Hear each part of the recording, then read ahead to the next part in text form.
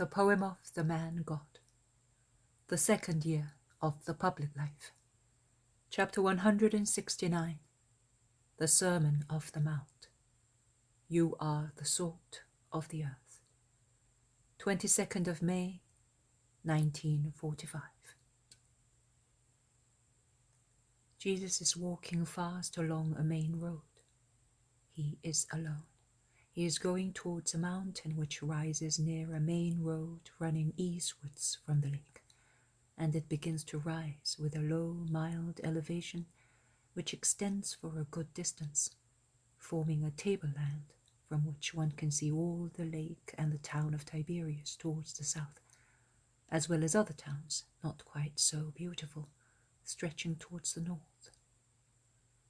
There is then a crag, and the mountain rises rather steeply up to a peak, and then slopes down and rises once again up to another peak, similar to the previous one, thus forming a kind of a strange saddle. Jesus begins climbing towards the tableland along a mule track, which is still quite comfortable, and reaches a small village, the inhabitants of which work the tableland where the corn is beginning to come to ear. He goes through the village and proceeds through the fields and meadows, all strewn with flowers and rustling with crops. The clear day displays all the beauty of the surrounding nature. Besides the lonely little mountain towards which Jesus is going, to the north lies the imposing peak of Mount Hermon, the top of which looks like a huge pearl laid on a base of emeralds. So white is the peak covered with snow, whereas the woody slope is green. Beyond the lake, which is between the lake and Mount Hermon, the plain is green. Lake Merim is there, but cannot be seen from here. There are more mountains towards the lake of Tiberias on the northwest side, and beyond the lake there is a lovely flat country and other mountains, the contour of which is softened by the distance. To the south, on the other side of the main road, I can see the hills, which I think conceal Nazareth. The more one climbs, the wider the view. I cannot see what lies to the west, because the mountain acts as a wall. Jesus meets first the Apostle Philip, who seems to have been posted there as sentinel. "What, Master, you are here! We were expecting to meet you on the main road. I am waiting here for my companions, who have gone to get some milk from the shepherds who pasture their flocks on these mountains. Down on the road there is Simon with Judas of Simon and Isaac, and, oh, here, come! The Master's here!" The apostles, who are coming down with flasks and containers, begin to run, and the younger ones, of course, arrive first. The welcome they give the Master is really touching. At last, they are all together, and while Jesus smiles, they all want to speak and tell him. "But we were waiting for you on the road. We were just thinking that you were not coming even today. You know, there are many people. Oh, we were embarrassed. There are some scribes and even some of Gamaliel's disciples."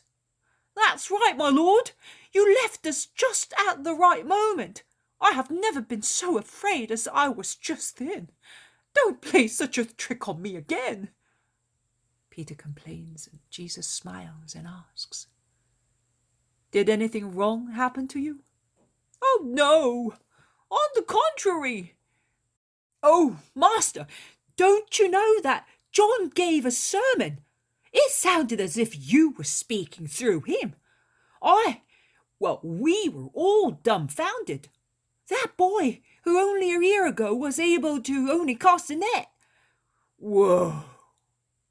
Peter is still amazed, and he shakes John, who smiles but is silent.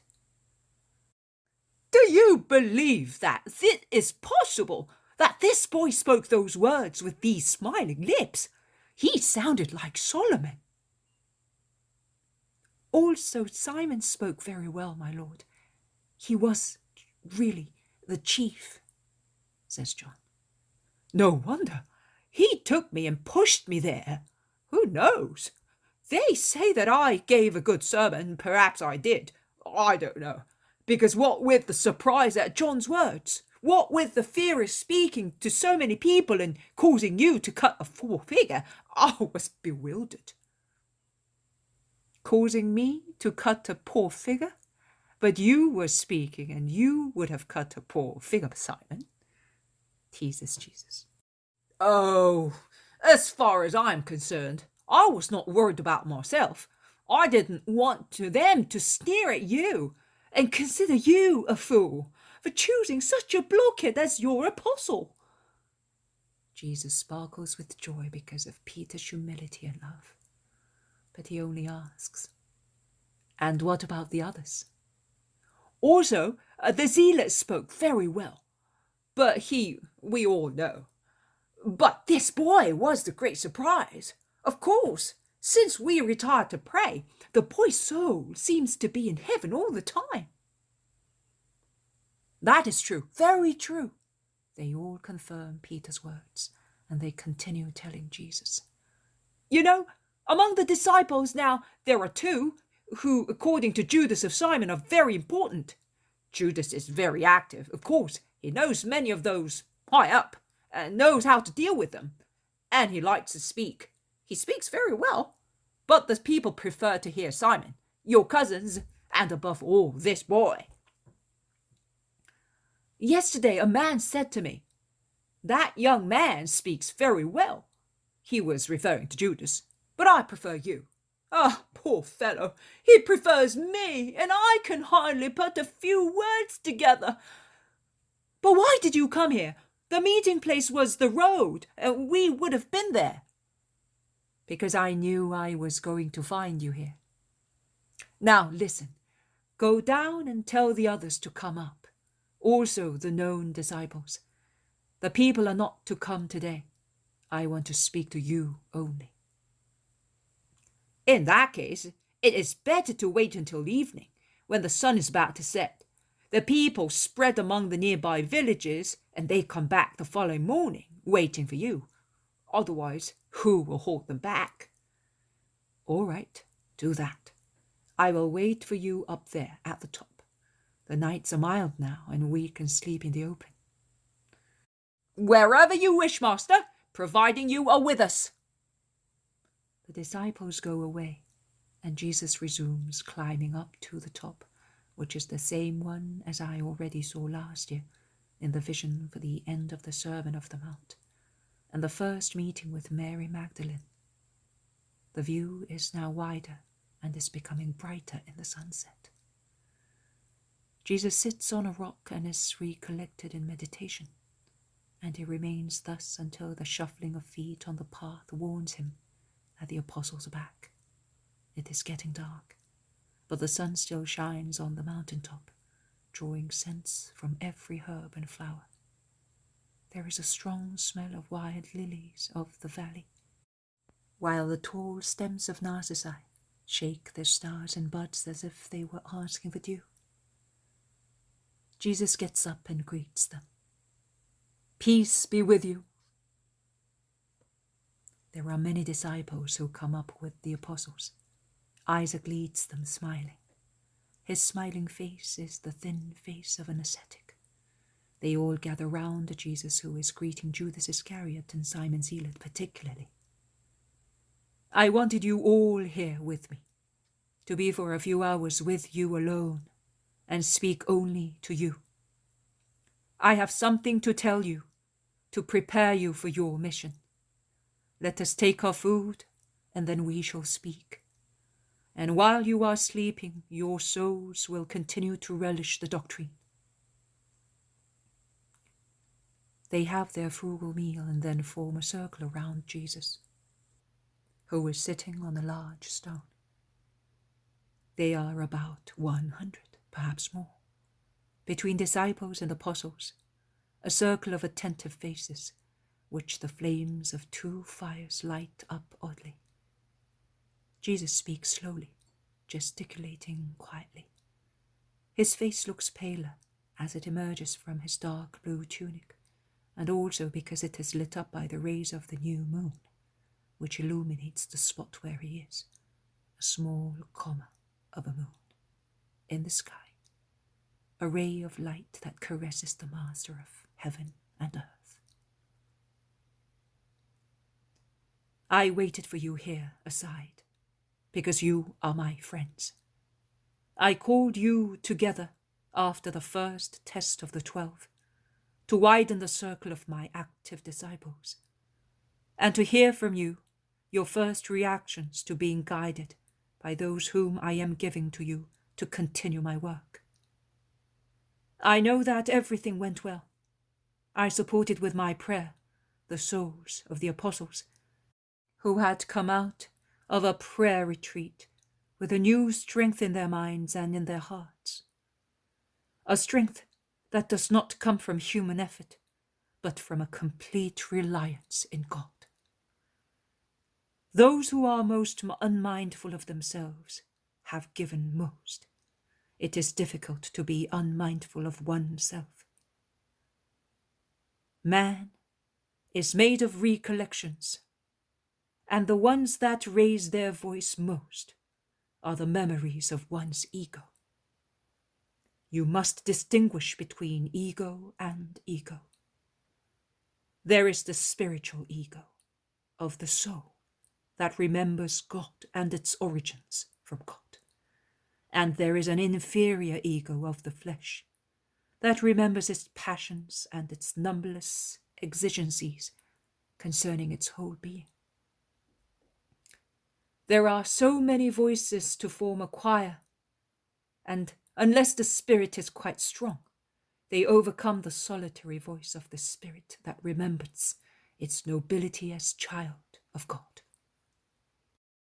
It is therefore necessary, with the exception of this holy memory, that should always be stimulated and kept green and bright. It is necessary to learn how to forget yourselves in all the memories, the needs, the timid reflections of the human ego, in order to be perfect.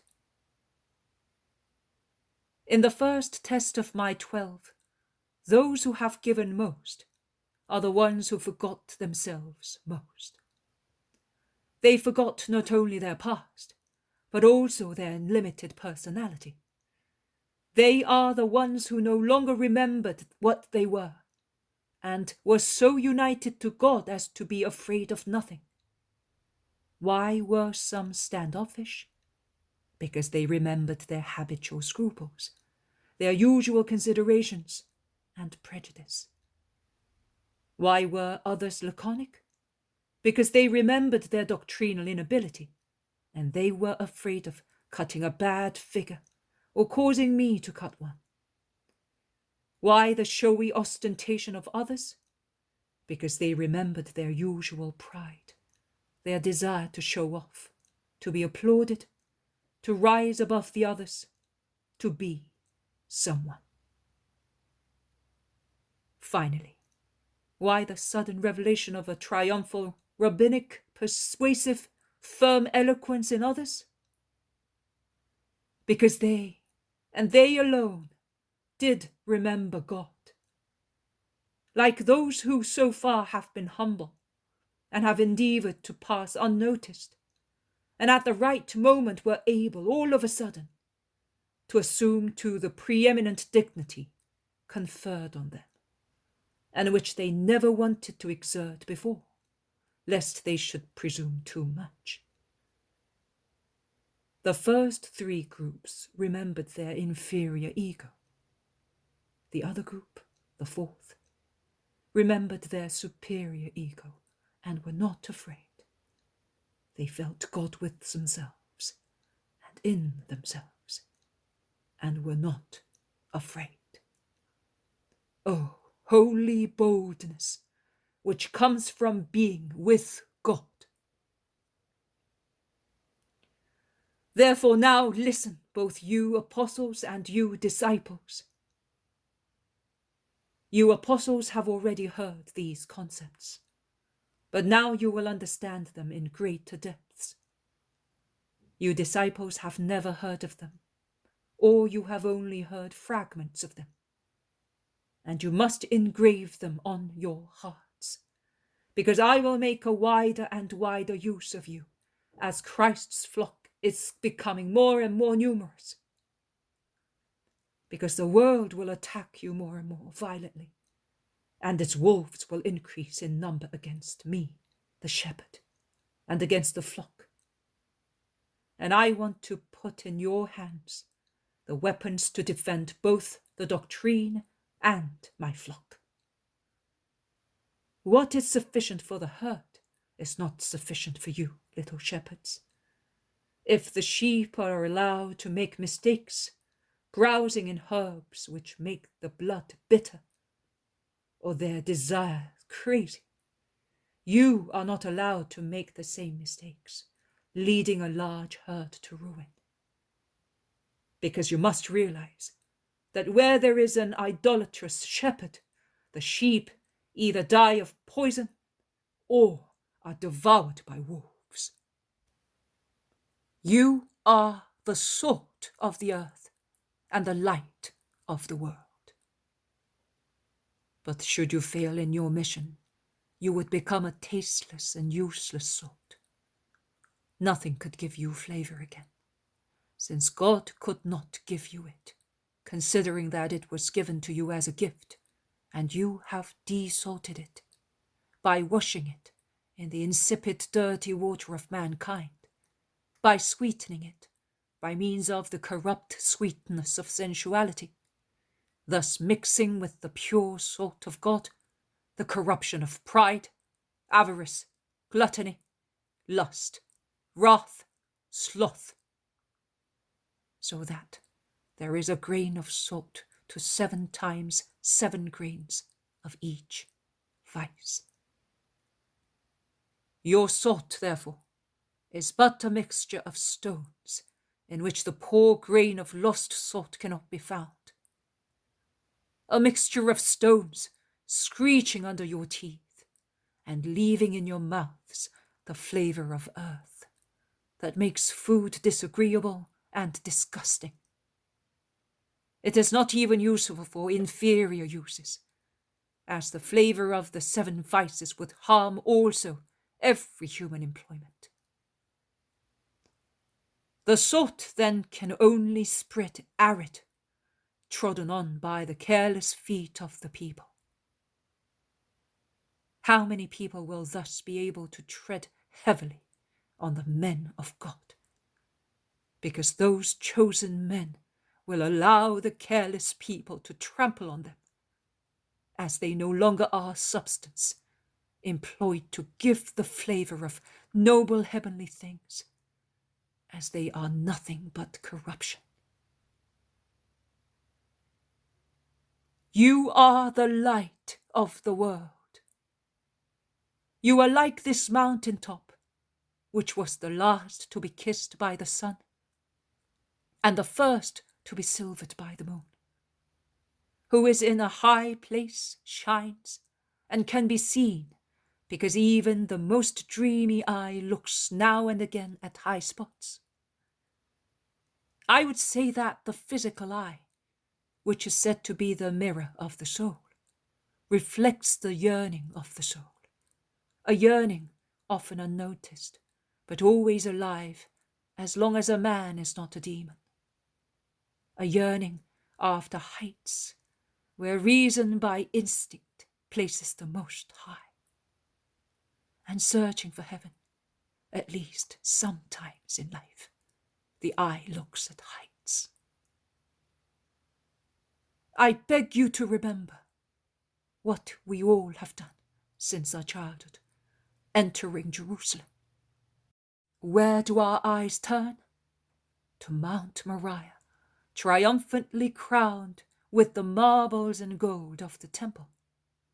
And where do we turn our eyes when we are in the enclosure of the temple? We look at the precious domes shining in the sun. How much beauty there is in the sacred enclosure, spread in its halls, porches, and yards. But what is up there strikes our eyes. I also beg you to remember what happens when we are on the way to some place, where do we turn our eyes? Almost to forget the length of the journey, the tedium, the tiredness, the heat, the dust of the road. They turn to the mountain tops, even if they are not very high, even if they are very far away. And what a relief it is to see them appear, if we are walking in a flat, unvarying plain. Is there mud on the road? There is neatness up there. Is it sultry on the plain? It is cool up there. Is the view limited down here? It is wide up there. And only by looking at the mountain tops we feel less the heat of the day. The mud is not so slippery, and walking is not so painful. If there is a town shining on the mountain top, no eye will refrain from admiring it. We could say that even a modest place becomes beautiful if placed almost like an airy place on a mountain top. That is why in the true and false religions, the temples were placed, when possible, on high spots. And if there was no hill or mountain, they built a stone pedestal, thus building with human labor the elevation on which to lay the temple. Why is that done? Because men want the temple to be seen, so that its sight will remind mankind of God. Likewise, I said that you are lights. When in the evening you light a lamp in the house, where do you put it? In a hole under the oven? In the cave used as a cellar? Or do you close it in a chest? Or do you hide it under a bushel? No, you do not. Otherwise it would be useless lighting it. The light instead is placed on top of a shelf, or it is put on a lampstand, so that being high up, it may brighten up the whole room and illuminate the people living in it. And precisely because what is placed on a high place is to remind men of God and illuminate, it must be able to fulfill its task. You must remember the true God. Thus, you must ensure that you do not have within yourselves the sevenfold paganism. Otherwise you would become profane high places with thickets sacred to this or to that God, and you would drag into your paganism those who look at you as the temples of God. You must bear the light of God. A dirty wick, a wick not nourished with oil, smokes and gives no light. It has a bad smell and does not illuminate. A lamp hidden behind a dirty quartz crystal does not create the splendid gracefulness or the dazzling effects of a light on the bright mineral, but it fades behind the veil of black smoke that makes the crystal cover dull.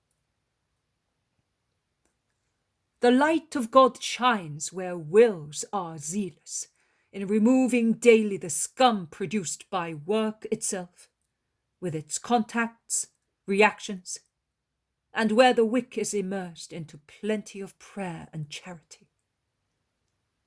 The light of God multiplies into infinite splendid reflections, as many as the perfections of God, each of which excites in the saint a virtue practiced heroically, if the servant of God keeps the unattackable quartz of its soul from the smoke of every soiling passion.